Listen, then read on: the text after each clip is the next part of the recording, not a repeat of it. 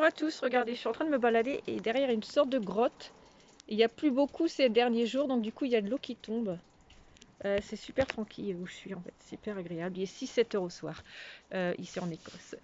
Alors aujourd'hui on va discuter de Rachel Fortin en fait. Donc c'est une enquête, je vais parler d'une enquête qui, c'est quelque chose de carrément différent à ce que j'ai pu faire précédemment. Mais en même temps, ça a un rapport avec le transhumanisme. J'ai quand même parlé pas mal du transhumanisme. Et Rachel Fortin, donc c'est une hypnothérapeute francophone. Je ne sais pas si elle est française ou suisse, enfin elle est francophone. Et elle est quand même assez connue dans son milieu. Et elle pratique ce qu'on appelle l'hypnose régressive ésotérique. Et donc c'est une technique en fait d'hypnose qui consiste à aider des gens, par exemple, qui ont des maladies récurrentes, des addictions, par exemple des gens ou tout simplement des gens qui ont envie de connaître, à essayer de regarder dans leur vie antérieure, etc. Et donc ce qu'elle fait en fait, Rachel Fortin, c'est qu'elle utilise un télépathe. Donc tout se fait en ligne et le télépathe va se mettre, elle va mettre le télépathe en transe. Si je mets comme ça, vous voyez un petit peu l'eau qui coule, c'est mieux. Alors donc elle va mettre le télépathe en transe et le télépathe va se connecter à l'âme ou le subconscient de la personne, vous pouvez l'appeler comme vous voulez. Et en fait, c'est le télépathe qui va aller chercher les informations, essayer de trouver un petit peu ce qui se passe, en fait, le problème. Et une fois qu'ils ont trouvé le problème, ils vont faire un soin énergétique et normalement ça aide quand même pas mal de gens. Donc ça débloque beaucoup de choses en tout cas. Donc voilà. Donc Rachel Fortin et ses télépathes, ils font aussi en même temps des enquêtes.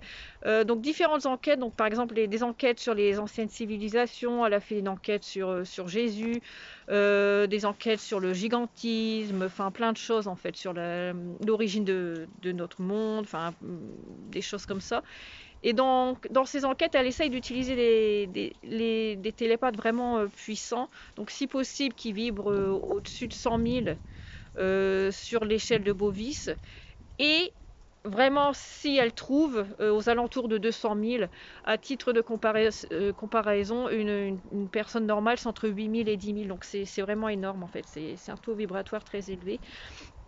Et donc, en fait, elle met son télépathe en transe et il regarde, il se connecte selon ce qu'ils veulent regarder, à des entités ou à des gens du passé, etc. pour voir un petit peu, il leur pose des questions, il cherche des réponses à leurs questions.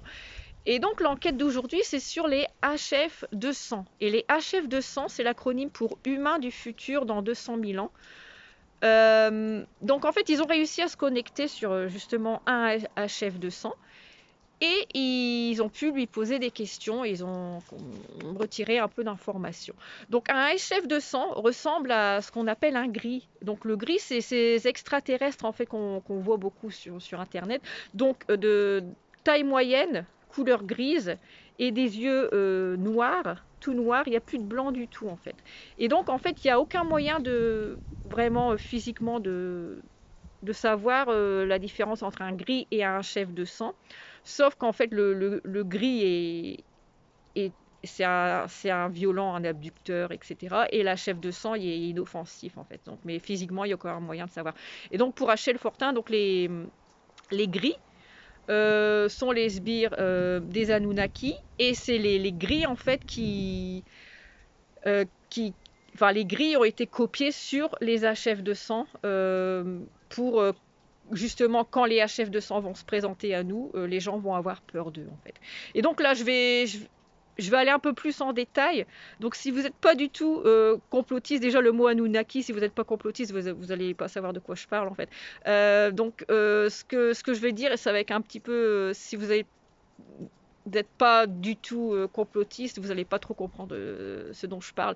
Mais c'est pas grave, vous pouvez juste écouter, garder en tête, et peut-être à un moment vous allez revenir sur cette vidéo, sur cette enquête, il n'y a pas de souci. Vous pouvez juste écouter pour rigoler. Ça fait un peu, ça va vous paraître un peu science-fiction, mais bon, enfin, c'est intéressant. L'hypnose, c'est vraiment un sujet très intéressant, et je pense que pour l'ouverture d'esprit, ça vaut vraiment le coup d'écouter en fait ce qui sort de ces enquêtes. Donc les HF de sang, donc ils sont revenus à notre époque. Donc en fait c'est un petit peu donc justement les complotistes, les rebelles de leur époque. Donc dans leur monde, donc dans 200 000 ans, il y a quasiment plus d'oxygène. Il y a eu tellement de transformations génétiques sur les gens via les injections, etc. Et de tellement de transformations, modifications climatiques, qu'en fait ils ont quasiment plus d'oxygène en fait dans leur monde. Donc il y a environ 95% d'oxygène en moins. Et du coup, en fait, les gens, comme ils vivent dans un monde où il y a très peu d'oxygène, les gens sont ils sont très faibles. Aussi par rapport à toutes les modifications génétiques. Donc les gens sont faibles, ils vivent à peine jusque 40 ans et ils ont quasiment plus de système immunitaire. Donc en gros, ils sortent pas de chez eux. Enfin, ils peuvent rien faire, ils peuvent pas travailler ni rien, ils sont très faibles en fait. Donc les chefs de sang, ce sont les gens qui ont commencé à se faire des shoots d'oxygène à leur époque. Donc l'oxygène à cette époque-là est considéré comme une drogue, parce qu'en fait ils veulent pas que les gens en prennent. Parce qu'en fait ce qui se passe c'est que quand ils prennent des shoots d'oxygène, les gens deviennent plus lucides, ils commencent à voir les choses un peu plus claires. Et du coup, ça commence à leur ouvrir la conscience. Et donc c'est ce qui s'est passé avec les HF de sang en fait. Donc ils ont commencé à voir les choses différemment et ils ont commencé à rentrer en transe en fait avec leur shoot d'oxygène. Et en rentrant en transe, ils ont commencé à se connecter à des entités positives et ces entités positives les ont aidés à comprendre ce qui se passait. Et ces entités, leur ont donné les clés, leur ont expliqué comment revenir à notre époque. Donc ils reviennent en fait pour essayer de nous prévenir, pour nous dire attention, si vous ne faites pas, ne mettez pas un stop sur tout ce qui se passe, en fait, vous allez devenir comme nous. Donc voilà, donc selon Rachel Fortin, les HF de sang étaient déjà revenus à l'époque des Incas et des Aztèques. Mais ils ont commencé à vraiment revenir plus fréquemment à partir de 1714, donc 18e siècle. Et le 18e siècle, en fait, ça a été donc par exemple en France, au 18e siècle, il y a eu la Révolution française, donc ça a été vraiment la fin des royautés un petit peu partout en Europe. Donc les élites à l'époque savaient que les rois qu'ils avaient mis en place, ils avaient vu venir en fait que les rois n'allaient pas tenir et il leur fallait trouver quelque chose d'autre en fait pour continuer à garder le contrôle sur la population. D'où justement la Révolution française et toutes les autres choses qui ont pu se passer en Europe à cette époque-là. Donc les chefs de sang sont venus au début au Vatican en 1714. Donc ils sont présentés devant le pape de l'époque. Et le pape, lui, c'était quelqu'un, une personne, enfin des entités négatives en fait.